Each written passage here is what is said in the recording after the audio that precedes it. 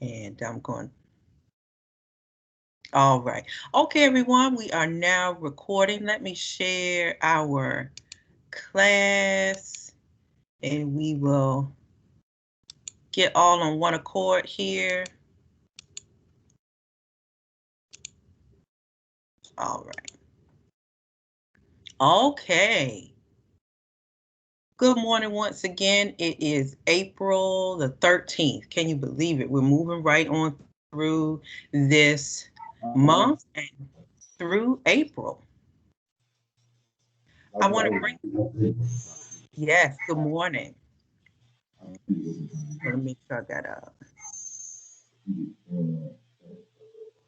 Okay, just a reminder, everybody, as we're recording, everybody make sure that you keep your microphone muted until, we get to a class session, or if you have a question that everybody can hear. Somebody has your mic, has the microphone. Somebody has a microphone open. I need you to mute your microphone. All right, thank you. All right, so everyone, that brings us to week 7. Let's see what we have this week.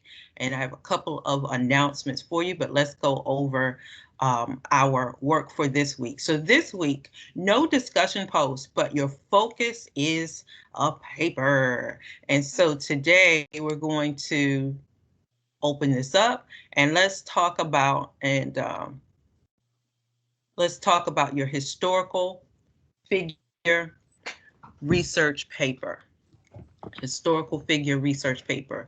Thank you so much for those who are on with me today. You all are very diligent with your work, and thank you so much for turning things in on time. You do your quizzes on time and everything. So I just want to say a big thank you and keep up the good work. Sometimes when things are turned in late, it causes like a domino effect for the instructor. So thank you so much. Your historical figure research paper will be 20% of your grades. You got to make sure that number one, you do it. And pretty much your papers have been very well, but this one you want to make sure that you are researching and citing material. So you will have an opportunity to research just one historical church figure. You can reflect on any historical figure that we've mentioned in our textbook so far. Let me grab my textbook. And we've had several individuals that we've talked about, but the kind of bad part about our time together is it's so short and we have so many years and centuries really to go through that unfortunately we can't really get to any one person in a lot of depth. And I really don't, I hate that, but it's just kind of like a cursory kind of course. So you can select any historical figure that you found in your book and you say, oh, this person sounds interesting. I'd like to know more about them. As we talked, we talked last week about different popes and things like that. So maybe you're saying, well, I want to know more about this pope that was, bad or whatever.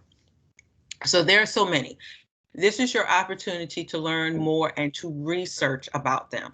Here is a suggested list. You don't have to do these people, but this is a suggested list of people that are mentioned in our book. And sometimes even if you go to your index or there's also a glossary in the back, there are some individuals that might pique your interest. So I'm not going to read all of these people out to you. You can look at the list.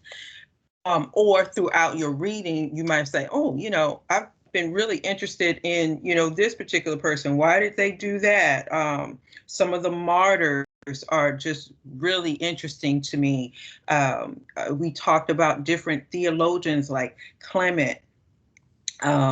Remember, we talked about Nero, and so those individuals that we may have mentioned in our reading, but didn't really go into a lot of depth because of our time. You are more than welcome to research them. All right, so there's the list. I'm not going to read them all out to you. You can check those out later.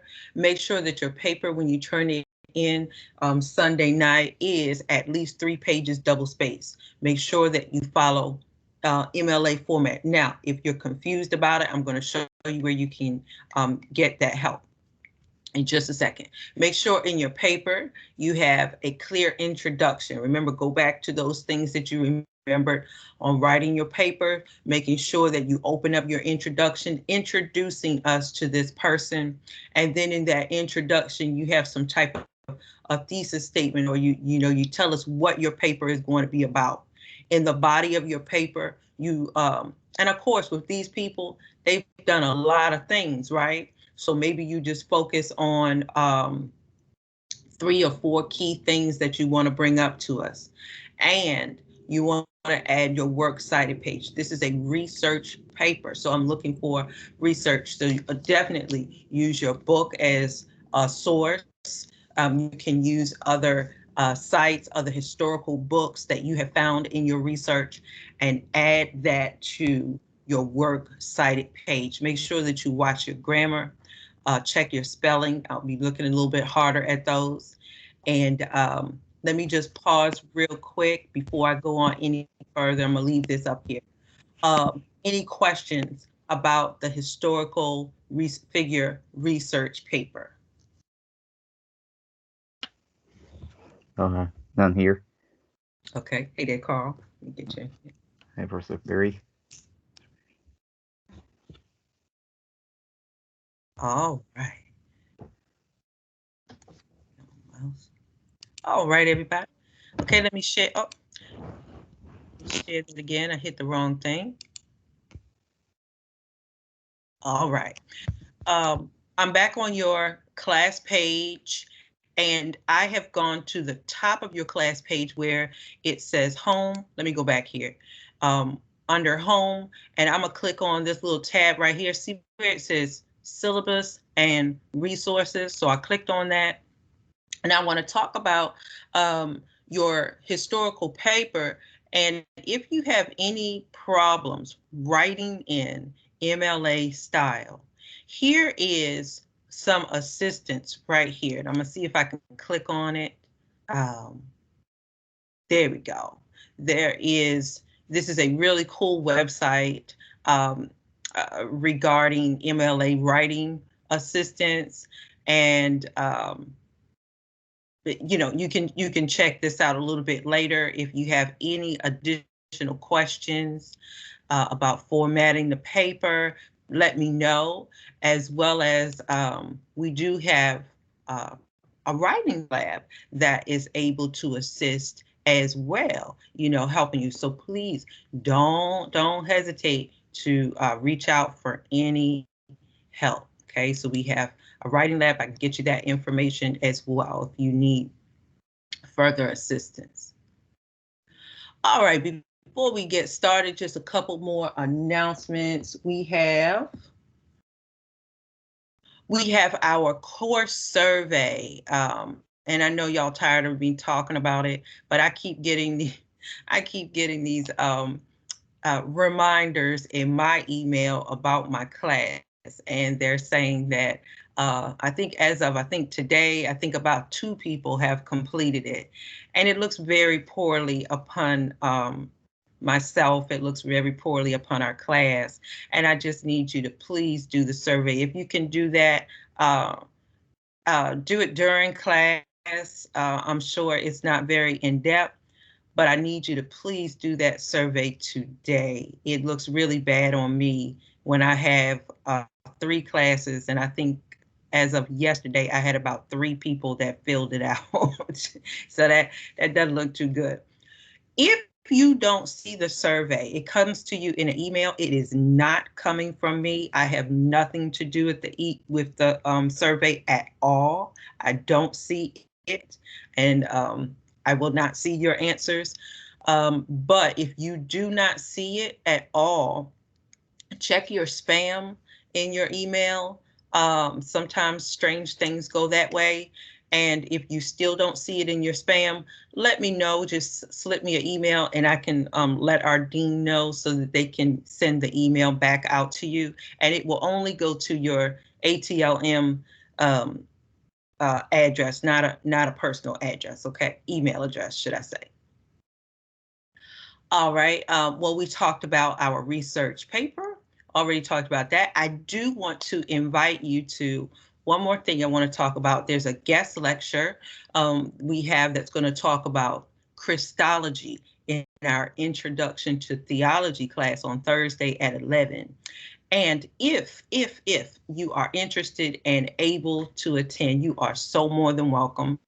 And I will offer some extra credit for you for attending. And the link is right here. You know, you just click that link this Thursday, the 15th at 11, and the flyer is here. The flyer's right there. All right. So I know I did a lot of talking. Any questions? Anybody thoroughly confused? All right. Not here. Okay. All right, let me come back to you, make sure I got my roll. I have Carl, okay, Ramona, Lester, Nicholas, and Brian. All right. Let's jump on into our lesson. We are in chapter 11 and 12 this week.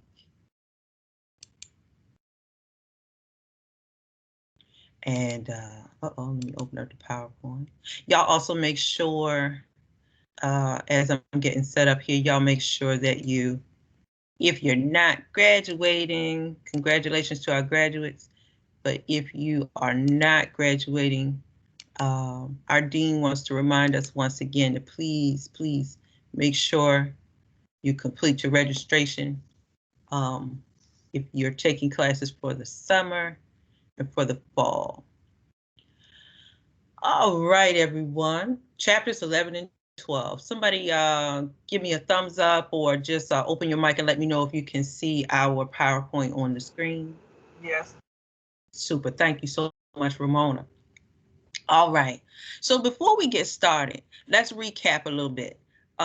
History can sometimes be confusing. I know it was for me, trying to put all the pieces together. All right, so now we have come, if you're in your book, I'm in chapter 11 and 12. We're starting on page 88, and we're coming up almost like 1,000 years from where we started. Somebody kind of recap, go back in your memory bank here. We're going to talk about how Christianity has moved, but think about last week, think about the week before. If you were to share with a friend who's not in this course, what would you tell them so far about the Christian church? What's been happening so far?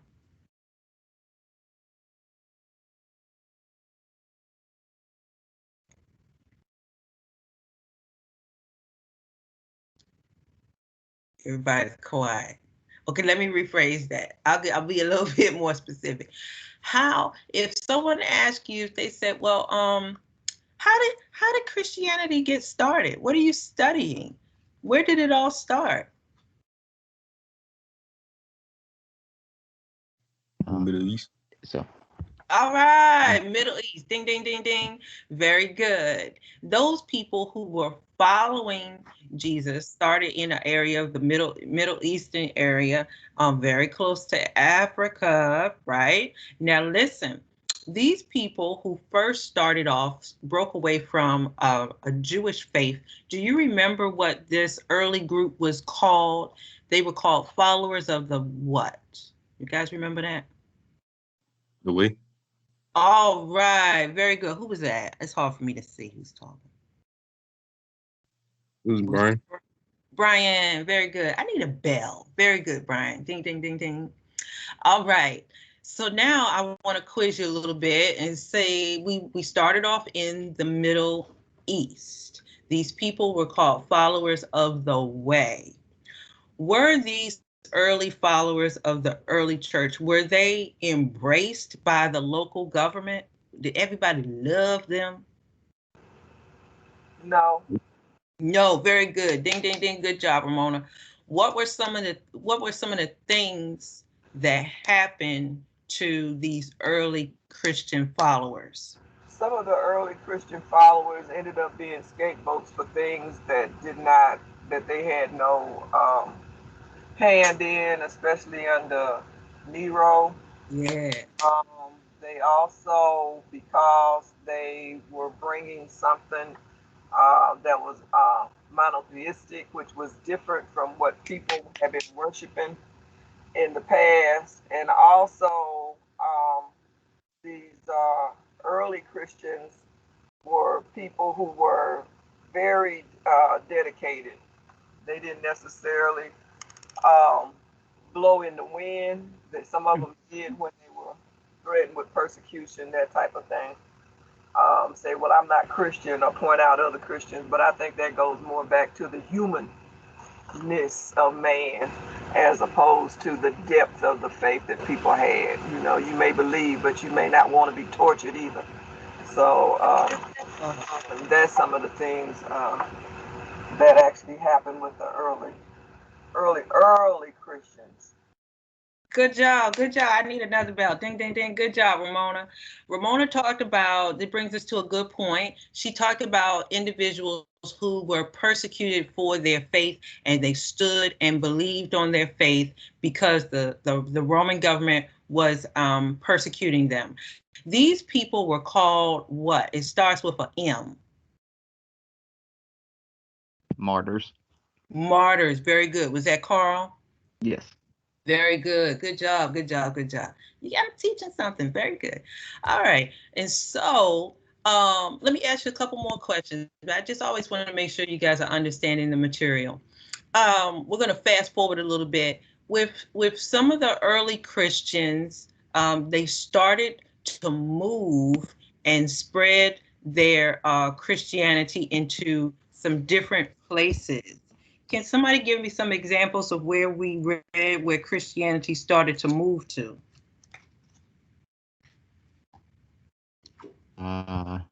There was China.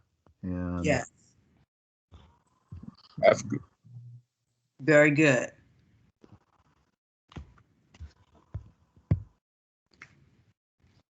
Good. And then last week, we talked about Ireland and the estate. Oh, let me ask you this. Let's see, who haven't I heard from today?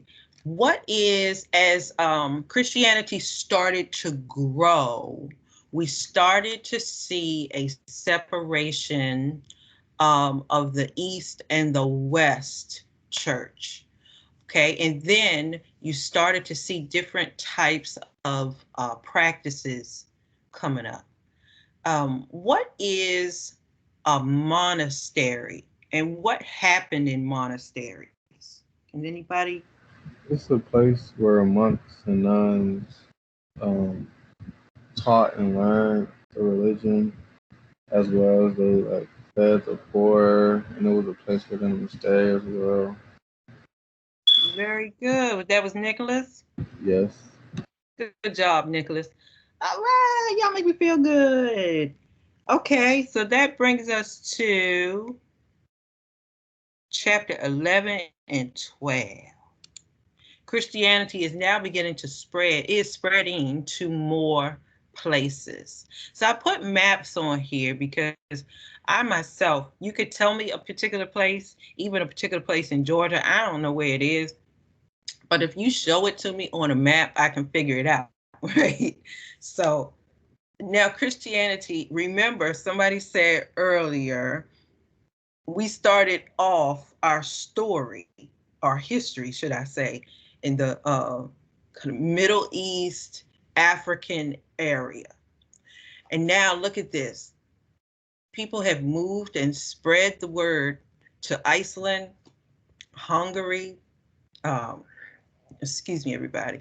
Iceland starts to move. Iceland moves to make Christianity its sole religion in around the year 1000. And as we open up in chapter 11, they do this, but the church is still kind of weak. They don't have all of the support and all of the people like you've seen it in other areas. So I just want you to see this real quick. If you look at the maps, and I know I cut these pretty deep, but I want you to just look and see. It's just awesome. And one of the reasons why we can spread in this particular area. Remember, we're not to the United States, is because they could travel on foot or by animals, you know, horses or something like that. Okay, so let's talk about some terms that we're going to come up in this particular book. If you go to page 90, page 91, we are going to start learning about more popes, and really all of the popes are really good people to research if you feel led to do that. So papacy, if you look at the top rectangle, this is the office of the Pope, or the authority of the Pope.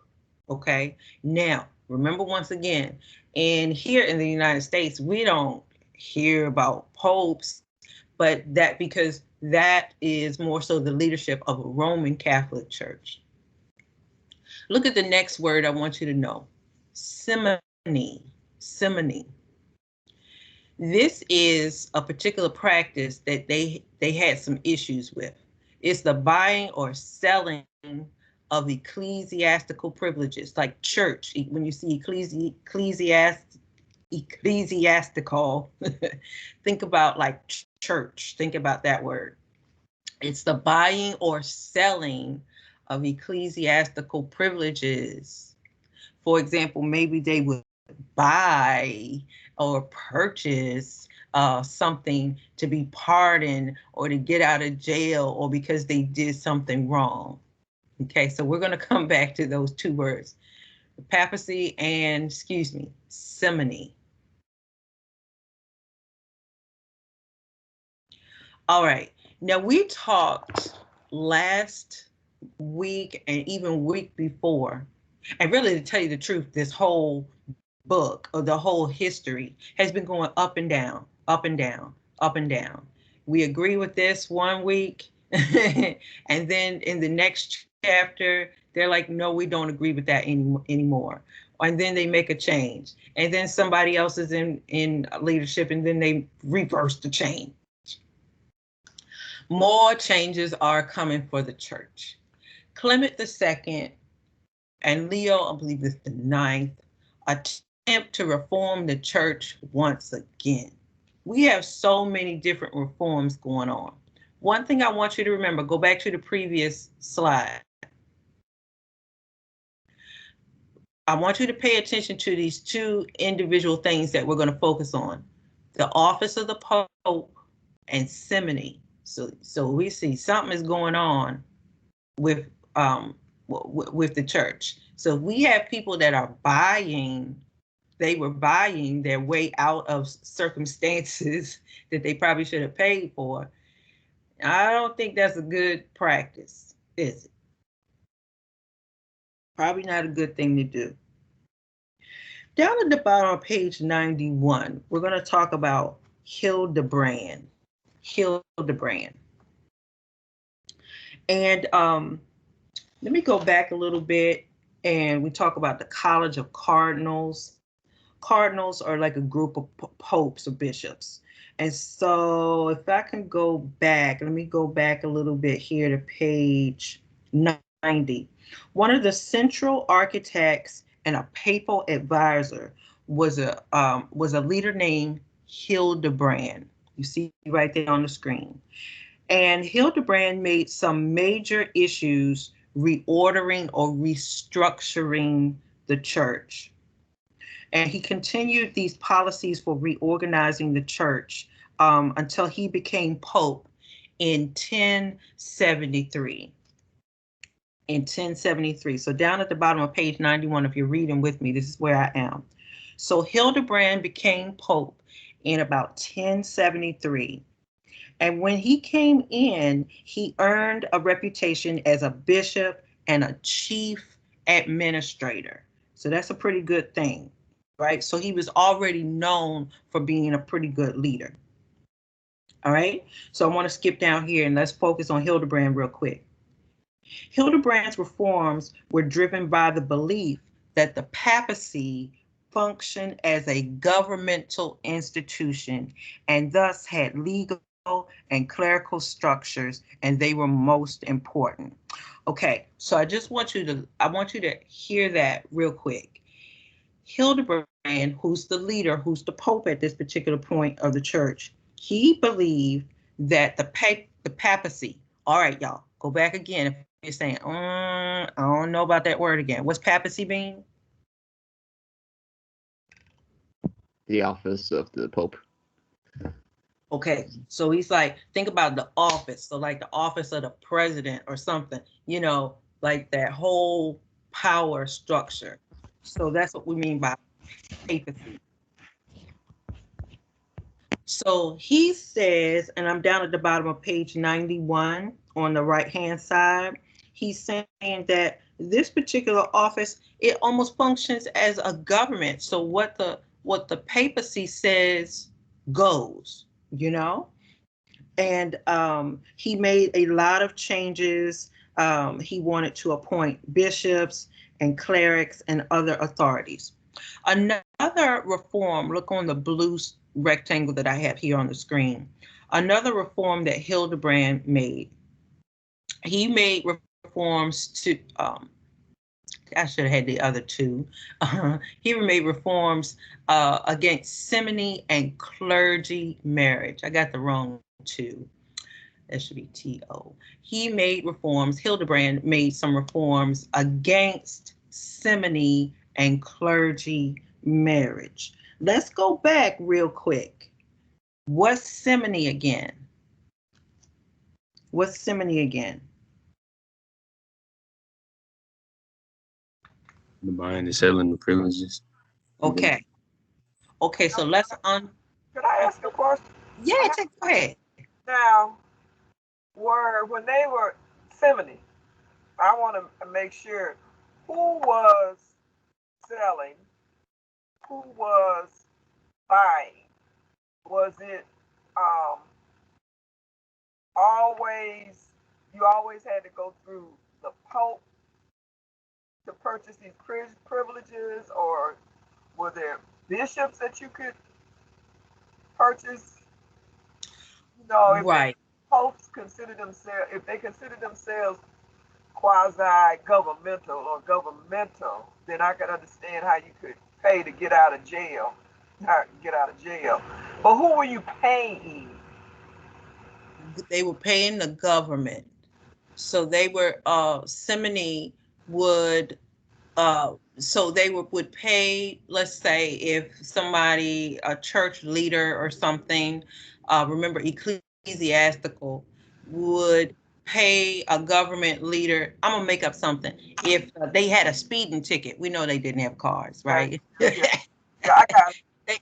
If they had a speeding ticket, I'm gonna get out of this and I'm gonna pay my ticket plus something else so you can be quiet and not tell them that I was speeding down this particular road. So they were, which was not a good practice, right? So they were paying governmental officials, so people in the church, or leaders, should we say, were paying governmental officials for pardons and other type of benefits in the community. Okay. So straight up corruption. Okay. Yeah, there you go. Thank you. You are more than welcome. So that brings us to this question I was just bringing up here, and thank you, Ramona, for the that question. Thank you, Hildebrand, for coming on the scene, because he makes reforms against simony. Was that was a good change or a bad change? What you think? I think it was good, especially if you don't have any money, land, or anything, or you can be falsely accused. Right. And just for people to get money or to get what you owned or whatnot. If somebody wanted your land, they could falsely accuse you, and in order for you to get out of jail or whatever, you actually would have to give up your land because somebody else wanted. So this was not good. That was not good. Very good. And what I want you guys to see in history, and it's not just right here, but you start to also see how government starts to influence church decisions, how culture, the love of money and influence and power begins to influence some of the leaders. Not all of them, but some of the leaders. Another thing I want you guys to see before we go on any further, Hildebrand, remember Hildebrand? And I'm on page, what, 90? I'm on page 91 on the top paragraph. And he made some changes regarding to clergy marriage. So now I want to unpack that a little bit, and you might be saying, well, okay, what? At that particular time, I'm looking in my book here, they could not marry. Yeah, they could not marry. And so Hildebrand says, you know, we are not going to encourage, yeah, we're not talking about nuns or anything like that, but we're talking more so male leaders of the church. And at this particular point, it's moving into a Roman Catholic area. They're not marrying. So they're putting what's the word, rules on what the clergy can do and not do. I want you to see how this is going to, I'm going to try to find the right words to say, y'all. Move into priests, y'all heard of priests, Catholic priests, not being able to marry, okay? So Catholic priests today are men, and they dedicate their service and their life to the Lord and to serving the church. But a Catholic priest, and I'm talking about Catholicism, cannot marry another lady and have, you know, children and all that stuff. So I just want you to see how things are evolving. And look, we're all the way back in, you know, around the 1000s or so, 1100s. And these practices, some of these practices, if not all of them, but some of these practices have stuck. And that's one of the practices that is still in line today. Now we can get off on another tangent and say, I don't know, that it brings up so many other things about the priest not being able to marry. There's a whole nother conversation, isn't it? But I just want you to see where that idea came from. Okay, anybody want to stop me there? You guys okay? Yep. Yes. Yeah. All right, let's keep going.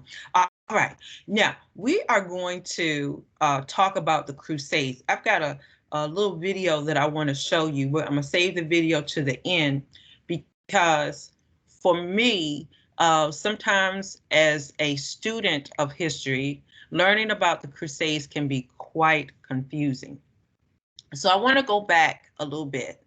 Y'all remember, I want to say last week or week before, Christianity is not the only religion on the planet at this point, correct? Correct. Yeah. Right, right.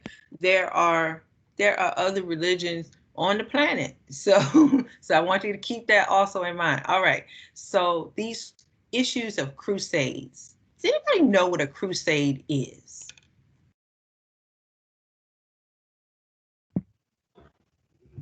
Well, Like a mission or something. like somebody said, a mission. Yeah, I don't know the direct definition, but I agree with him. Somebody's on a mission, and typically when people are on a mission, it's almost like they got a one-track mind, and this thing is going down this track, and we're going to get this done, and this is the goal, and we're going to do it with no matter what. All right, right. So it's like, okay, we're out here. I got a mission. I got a group going with me, and we're going to see this thing done. So you're going to see over the course of several years, really decades, if not centuries, there will be a series of crusades that happen in Christian history. For what? Now, here's the thing. Let's look at the first crusade. It's the first of many. The first crusade was was the first of a number of crusades, but they're trying to get a particular area. And that particular area, and when I say area, I mean land. And that particular area or land is Jerusalem or the Holy Land. Okay. They're trying to recapture Jerusalem, also known as the Holy Land. Now, can y'all remember back? I know it's a lot of stuff going on in this book. Can y'all remember back maybe about last week, a week before? And remember, I said there are other religions going on. Who started moving into different territories? Anybody remember? Well, wasn't the Crusades was mainly Christians against Muslims. All right. Was that Lester? Yeah. Hey, Lester, thank you so much. Yeah. Want to add on some more? Well, no, I mean that's basically what happened. That's what happened. But you're talking about Constantine, and now he took over the Muslims area, and then began to be prejudiced against them because they were at one time they were all going to Jerusalem for the the worship and all. Okay, but Constantine didn't want them to tag along with him because he considered them not as human as they were, or not like whites and blacks, so to speak. All right, so okay. Yeah. All right, so he kept them separate, and okay, they fought against it, and now you had a lot of rich Christians at the time, and they funded the Crusades. They funded the Crusades. All right, and then you had from that Hospitallers and all. Okay, I'm saying you had monasteries that helped the Crusaders when they were wounded.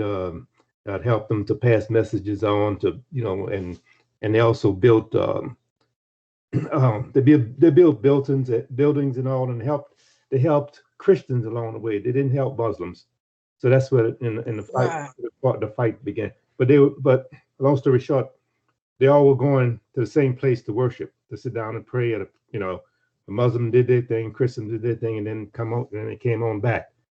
But Constantine took their land. He took it, and and adopted it for Rome. Okay, right. That was the main crux of it, and a lot of the wars there in the Middle East is going on because of that, because of the confusion back during the Crusades with the Serbs and all. They haven't forgot. That is, the Muslims haven't forgotten. So, Lester, thank you so much. I hope you guys are hearing. I love our discussion, and I want y'all to see the theme that is not just starting with this crusade, but it's going to be carried out throughout history. This issue of territory, right? This is my land. This is your land. You get off of my land. You're moving over here. You're in my area.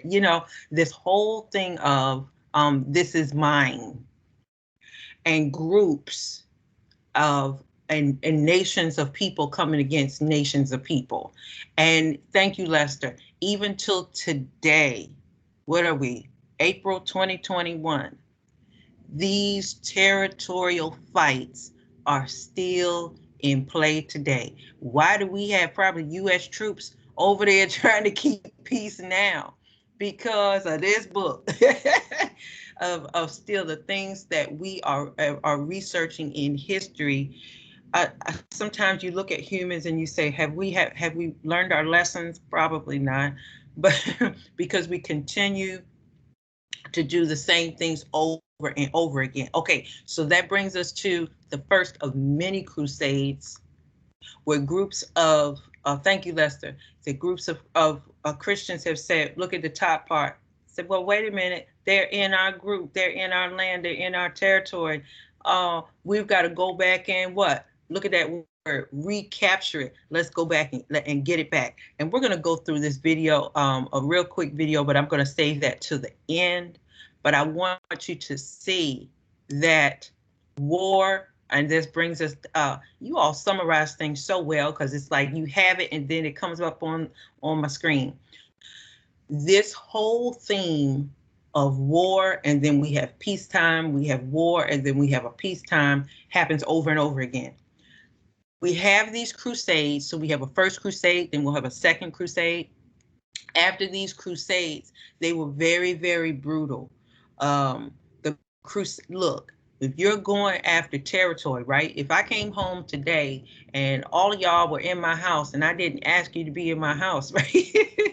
and me and my husband are paying for this house, y'all got to get out. And you say, no, we're not going to get out. Then somebody going to get hurt, right? So think about it like that.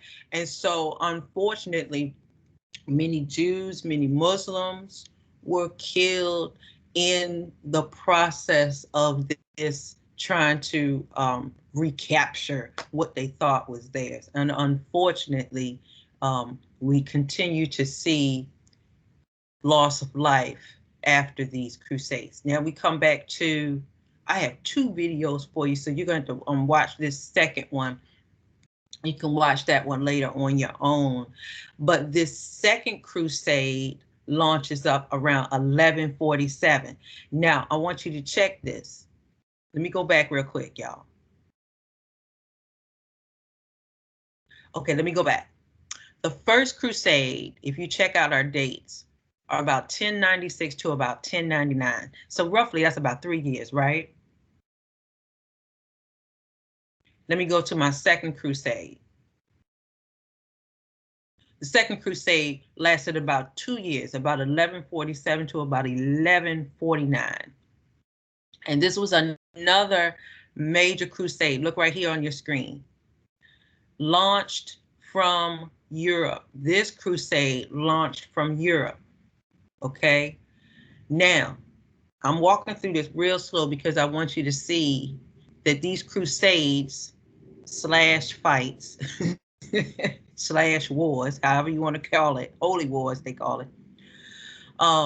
They were considered like a Catholic holy war. If you look right here on my screen, against what? Or against who were they trying to go against?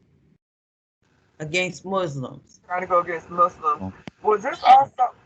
Well, I'll wait. Okay, I'm gonna get right here and don't forget what you had there, Ramona, and then I'm gonna come right back to you. The armies of these two kings, there were these two kings over here on the right. They marched separately across Europe, and then they wanted to go into what's known as the Byzantine territory, and they wanted to defeat separately these Turks, and they were a Muslim group. Go ahead, Ramona, jump on in there.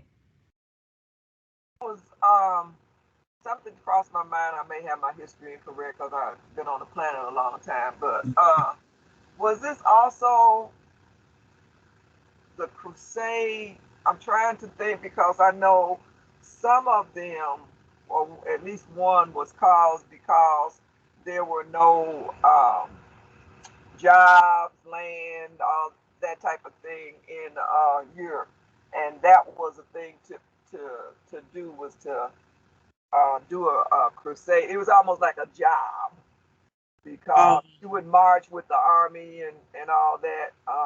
It seemed like one or two of them was, but this one, the first ones, was truly, well, I still think it was all about my land. This is my land. It's about land. Yeah. And you know what? I take that back. It's about land. And you know what? it's ideology in it too. Like Oh yeah, yeah, okay. yeah, going back to what you said regarding jobs, I'm just looking that up. I'm not sure about that. I'm not saying that's not Where right. things are kind of desolate in Europe, and one of the things that the young men did was to attach. I looked for it. I'll look for it on the internet. I just thought I've had that in history before. Yeah, I'm pretty sure something like that happened. I'm looking through my book, and I'll do some more research on there. But I'm sure things were pretty bleak. I'm sure. Okay. All right. So we have two crusades. And I want Excuse me. yeah, go ahead. Some of the population. Okay, the Crusades. Excuse me. Made the economy and all bad for certain populations, and then some of the young men became mercenaries. But they became mercenaries. They were some were forced. Some did it voluntarily. Some were forced, to wear the cross and anybody that wasn't a Christian, Okay. they were made to become a Christian. If you didn't become a Christian, they would take your head. They would decapitate you, and then they'd move on. But it was all done, in the name of Jesus. It was done in the name of Jesus. Right. Okay. Right. Good there, Lester. And so, yeah, there's something out. Okay, mercenary, and I'm reading on here as well, page 94.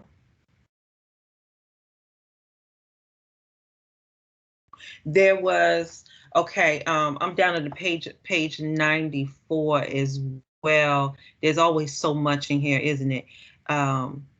As you have these floods of people moving into different groups. So after the first crusade, you have Christians living in like the Syria area. See, y'all heard of Syria on the TV, on the news? Consistently. Right. The subsequent flood of these refugees relocating to surrounding Muslim territories sparked unrest in the regions. The Kurds, that's the problem they're having now with the Kurds. The Yes. Kurds are remnants of the of the Jews that were, I'm sorry, of the Muslims that were decimated, so to speak, and they had passed that what happened during the Crusades down to generations to their families. That's why they resist. They resist Christianity, and that's why America is over there now, fighting war, protecting the oil, protecting the petroleum that belongs to them. But okay. Yeah. Lester, this is good. Thank you, everybody. Do y'all see how it's like a full, I don't want to say a full circle because then we'd be back where we were. We don't want to be back where we were. But you see how history literally is repeating itself. And in this lesson, as I'm on the bottom of page 94 and 95, I went back a little bit. But these crusades have still set the groundwork for what is still occurring today. Okay. And remember, y'all, as we go back to where did it start? Where did, you go back to that Middle Eastern, Northern African area, and things are still hot over there today. All right. Now, I have a third video that's going to be down here at the bottom. You can watch the videos later at your leisure, because I understand with the first, the second, and the third crusade, it's a lot of stuff. Now let's talk about the third crusade really quick. 1189 to 1192. So one key thing I want you to understand is that these crusades were not an overnight battle. They were long and intense. And on the previous slide, you know, when you have a crusade / war / conflict, as Ramona and Lester were saying earlier, there's always some type of loss. There's loss of life, loss of territory, loss of, and when you don't have territory, right, you can't farm, you can't make money, you can't sell stuff. You know, it may not be going to schools and jobs like we have today, but still they had to make their living in a certain way. Okay, so let's go up here real quick. The Third Crusade was an attempt once again by the leaders of the three most powerful states of Western Christianity. So here we have England, France jumps in, and the Roman Empire jump in. Once again, they're jumping in for what? Land. What's the land that they're trying to get? The Holy Land, Jerusalem. Why? Because who got it? It's going back to the same thing, because somebody else got it and we want our land back. And I believe it's, please forgive me if I mispronounce the name, Ayyubid Sultan Saladin. And I do apologize for mispronouncing the name, in 1187. So when Saladin captured that particular land, here we go. So they said, we're not having it. So England, France, and the Roman Empire come together. So you have three groups, three nations coming together to fight against this land. So I want to, you all can open up your microphones. I'm going to set up our learning video real quick. Let me see if I can pull it up here. Any questions, comments?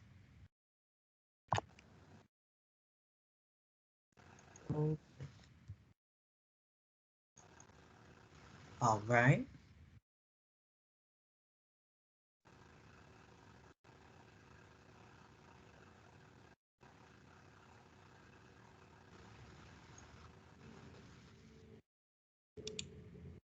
Okay, I'm coming right back to you. Let me share my sound.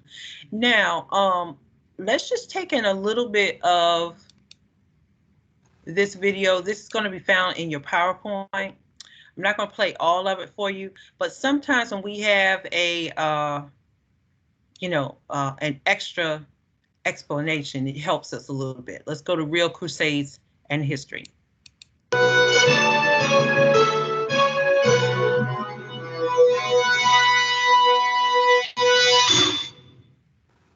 The Crusades were military campaigns waged by Western European Christians during the Middle Ages for the defense and expansion of Christendom. What made a crusade distinct was that warriors involved in the fighting received spiritual merit, usually a plenary indulgence granted by the Pope. Okay, hold on, y'all. Let's pause real quick.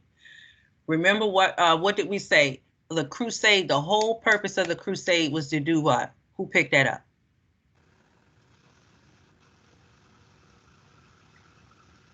Let me go back. Now, like you said, spiritual indulgence. Okay. Plenary indulgence, but it doesn't say exactly what did they get. Were they promised heaven or something, or were they promised land? If they, what were they? What was the indulgence? Well, okay. Well, we'll get that. But what was their whole purpose? What was their whole purpose starting off on the crusade? Here, let me hit it again. The Crusades were military campaigns waged by Western European Christians during the Middle Ages for the defense and expansion of Christendom. Their whole point was to do what? The point was to expand Christianity, but why was it a military campaign? Because, okay, I'm gonna come back to that. I'm saying, why was it a military campaign? I think a little sarcastic. Oh, okay. Yeah. Hold on, I'm gonna get to the military part, but I just want you guys to understand what was the reason behind it: to defend and expand Christianity. Now get to the military part. remember, they were defending or trying to take back land, territory. And remember, I gave you the crazy scenario, right? Of somebody in your house, or somebody squatting in your house, or somebody broke into your house and they say, no, this is my house. No, it's not. You pay for that house, right? So you're going to call the police, you're going to call your cousins, you're going to do all you can do to get this person out of what you believe is yours. So that's probably why Ramona Hyde turned into quote unquote military, because they're gonna come in with force. Let's go down a little bit more. What made a crusade distinct was that warriors involved in the fighting received spiritual merit, usually a plenary indulgence granted by the Pope. A crusade was considered by Western European Christians to be a holy act, an act. Okay, the crusade was considered to be a holy act. A holy act, okay. Yeah. Okay. So when they went into it, whether we agree or not, that's not the point, right? So when they went into it, they were thinking, I'm doing what's right. Yep. Now we're looking at it in 2021, like maybe that wasn't the best thing. I don't know. But they look at the world today. No, it wasn't the best thing, because we still haven't ended the fighting. We have to stop the fighting. And so I think as we're going through this, and I'm looking at this, we're looking at climate change. People moving across this planet is going to become quite a serious issue. Now, we have some parts of the world they've been in drought 7, 8, 10, 12 years. Yeah. And migration of people is really going to be an issue. All of us, and when I say all of us, I mean every single country, every single locale is going to have to deal with. Because as we do climate change, we're going to have to, this land may be my land, but I may have to share my land, or my land going to get taken from me. Yeah, if I can't grow nothing on it, right? Yep. That's good. That's a good point. Of sacrifice and piety for the love of Christ. 4 centuries before the beginning of the Crusades, the first Muslim armies swept out of Arabia to conquer Palestine, Syria, Mesopotamia, Egypt, North Africa, and Spain, some 2/3 of the Christian world. Between the 7th and 11th centuries, Christians fought wars against Muslims to prevent them from making further conquests into Christian territory. Okay, so do you see why they're mad? You see why the Christians are mad? The whole thing is, y'all catch this if you don't catch nothing else. You in my territory. This was my land. This is what we believed, right? The Creator God gave us. This is the whole thought behind it. So I'm not asking y'all, do you agree or not? I just want you to get the basis in your mind of the why. So many times, if you look at so many wars that this planet has been in, it kind of comes from the same place. Or to reconquer what had already been captured. In Spain, Christian kingdoms waged wars to recapture their homeland from the Arabs, while the Byzantine Empire in the east was engaged in centuries of war with the Muslims for control of Anatolia and other regions. In the 11th century, the Seljuk Turks, recent converts to Islam, swept through Syria and Palestine. In 1071, they defeated the Byzantines at the Battle of Manzikert, conquering almost all of Anatolia. In response, Pope Urban II called the First Crusade. Okay, y'all remember, Urban, remember we talked about that, and we're up on the First Crusade on page 95. Asking knights from all over Europe to band together and push back the Seljuks. Over the 12th and 13th centuries, the popes called more crusades to the Holy Land and also called for crusades in Spain to help push back the Muslim powers. Crusades against Muslims were not called with the intention of converting them to Christianity. Rather, they were called to regain control of territory that had been previously Christian but had fallen to Muslim armies. All right, let's stop right there. I won't play the whole thing for you, but I want you to catch a little bit of this. Isn't it interesting Interesting. And let's end on that page. How when the Christian groups got into conflict with the Muslim groups, right? And say, well, we're just trying to get the land back. We're not trying to share our religion with you. We just want the land, right? Isn't that interesting? And then there were other crusades. Remember in the beginning of this video that they instituted to spread the religion of Christianity. So I just want you to see some interesting dynamics there. Okay. All right. So this is just about 5 minutes or so. You can find this whole video. It's called The Crusade in 5 minutes. I want you to, if you get stuck with history, go to the PowerPoint that I have in this particular lesson, and I have a video for each one. And that really helps you. I know for me, I'm a visual learner, and I need to see things. I need to hear things. Sometimes when my reading doesn't help me as well. All right, everybody. I hope that assisted you a little bit better today. Any questions, comments? And remember that first video, this is the first video that we just watched. That was the little 5-minute video. Okay. I think that's so. All right. All right. Well, we are going to pause right here. Let me stop sharing. Excuse me. Let me stop recording. Lester, stay with me real quick. I got